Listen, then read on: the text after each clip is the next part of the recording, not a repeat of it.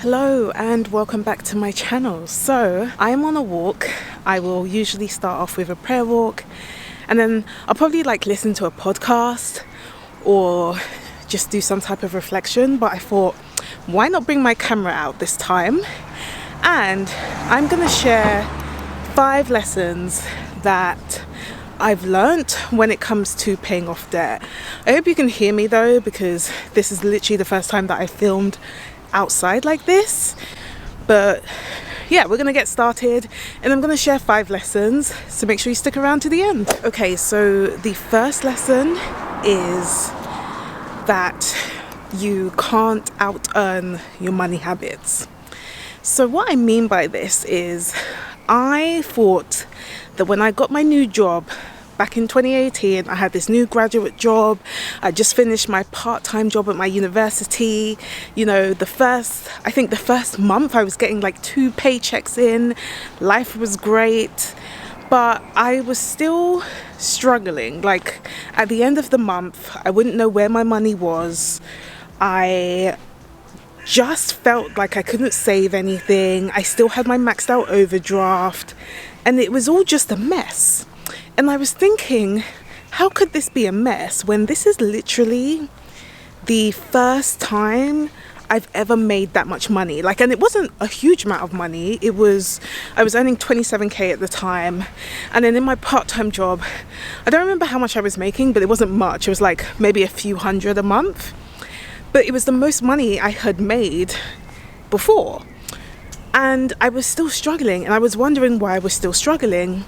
And then I realized a few months later, it was because I cannot out earn my money habits. So my money habits stay the same.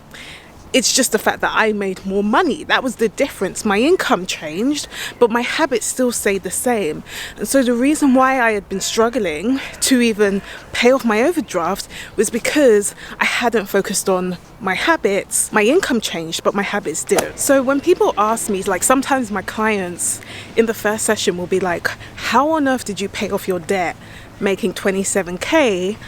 I say one of the biggest reasons was because I focused on my habits instead of my income, because I had income before and I was still struggling. I was still struggling. It was only until I decided, okay, I'm actually going to focus on my money habits and I'm going to work on those. That's when things started to change and I was then able to pay off that debt so quickly. Okay, so the second lesson is that learning how to save first will help you to pay off your debt more quickly. So what I mean by this is, as someone who is especially a natural spender, for me, saving money was huge. I remember I just wanted to save not even 1,000 yet. My first goal was 500. And I was like, if I can save 500, that would be amazing. Oh, hold on. I think that's my husband texting me. He's sick, so he wants me to get Lemsip. Anyway, but yeah, when I wanted to save, I was like, if I can just save 500, I know that I can start to pay off my debt. And I was so happy that I did that because, first of all, I was able to have a small savings cushion. So just in case, something happened to my car, I wouldn't have to dip into my overdraft even more. I could just focus on, paying off the debt. And also, when you know how to save, you use the same skill when it comes to paying off your debt. So because I was so used to saving money, I was then able to pay off my debt. And it was so interesting when I was paying off my debt. I'm not even sure if I've said this before, but when I would try and pay a chunk of my debt off, the bank would then just come to me, because I got a car loan for one of them, for one of my debts. The bank would just come to me and say, oh, we've noticed that you've made extra payments, so we're just going to lower your payment. And they were basically saying that because they wanted me to still pay the amount of interest that they were charging me. So they still wanted me to take 4 years to pay off the loan. And so they decided to lower my payment, because if they lowered my payment, I would still end up paying the amount of interest that would help them to make more money. And so because they kept doing that, I was like, do you know what? I'm gonna work on saving all of this money so that when I'm ready, I can literally just pay off the car loan like that, and then they have no excuse. They can't lower my payments because I won't have any payments anymore, because I would have just paid off the whole principal.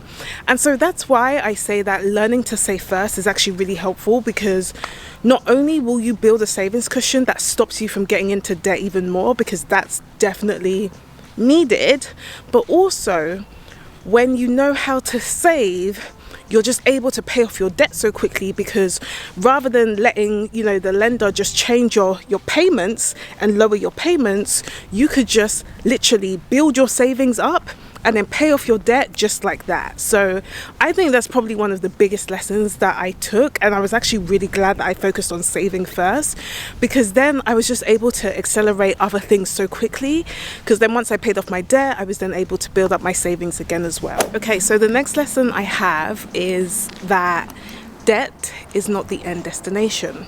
So I feel like when a lot of us are thinking about our debt, we're kind of just saying, you know, I want to pay off my debt, I want to pay off my debt, I don't want any payments anymore, which is 100% something that I resonated with as well.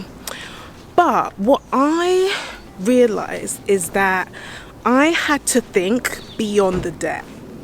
I didn't just think, oh, I don't want to have payments anymore. I wanted to think about other things. You know, once I pay off the debt, what else do I want to do? I want to have an emergency fund. I want to start investing for financial independence.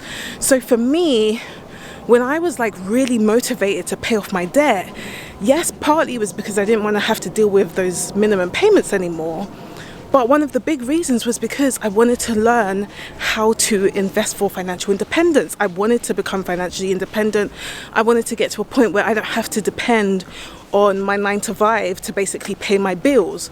So because of that, I then worked on paying my debt off even more, because I knew that wasn't the end destination. That was just a small part of my journey, and for me to have money to start investing, I just needed to get rid of some of these payments. So one of the biggest lessons I would say is that just remember, debt is not your end destination. In fact, it's probably the beginning of your journey, and there are so many things to look forward to than just paying off debt, if that makes sense. And then number 4, which may not resonate with everyone, but I think it will resonate with some of my subscribers, is that one of the lessons I had was also look at the Bible. I didn't realize until I was on this personal finance journey that the Bible, especially the book of Proverbs, just has so much wisdom when it comes to money and debt and dealing with debt. And so that was a really good lesson for me to realize that actually, you know, the wisdom that I'm gaining, most of it has pretty much stemmed from the Bible.